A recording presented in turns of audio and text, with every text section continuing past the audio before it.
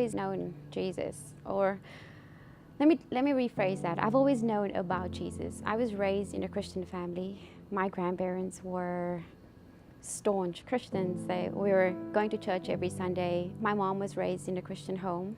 My dad was Muslim, and he was also a gangster. My mom was a teen mom, and that didn't really go well with my grandparents. My mom and my dad didn't last long, and eventually she married a very nice Christian guy. I got to move from my grandparents' house to go and live with my mom, but the Christian guy wasn't a really nice Christian guy. So he started molesting me when I was 6, and then it ended when I was 10.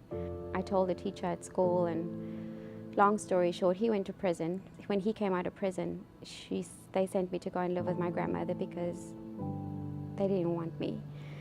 So I've always known of Jesus, but growing up, things happened that made me not understand him.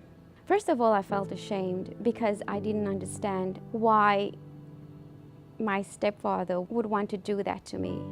Then I felt hopeless. My mom, the one person that's supposed to love me, you always say a parent's love is unconditional, and that's where God used to come in. What unconditional love is it that this God was sharing with everybody? That was an unconditional love. Then when I was 15, I was raped. And then my dad was killed in the streets of Cape Town, and he was shot 21 times and set alight with a petrol bomb. After that, when I was 20, I found myself pregnant. 10 minutes before I gave birth, my baby died.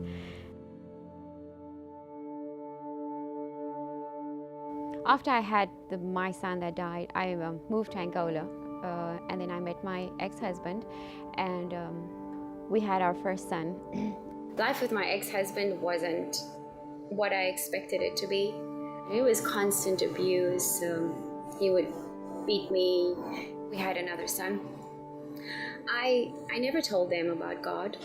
How do you explain to a child that you feel hopeless? But it was that 10-year-old child, it was that 10-year-old voice that made me realize that I needed to do something, and I need to get them out of here so that I can raise leaders. Eventually we left. I worked in the oil industry. I met my husband, who is now my husband, the most amazing man in the world.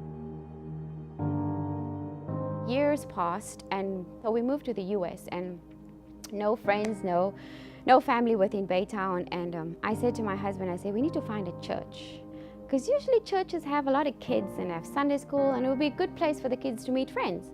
So his sister, she said to me, well, Brad says that he goes to this church, Faith Family, you should go and check it out.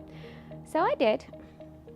And I remember the very first Sunday we went to the church, Pastor Josh was having, his sermon was about forgiveness and how God every day constantly forgives us. And I'm sitting there and I'm thinking, what do you know?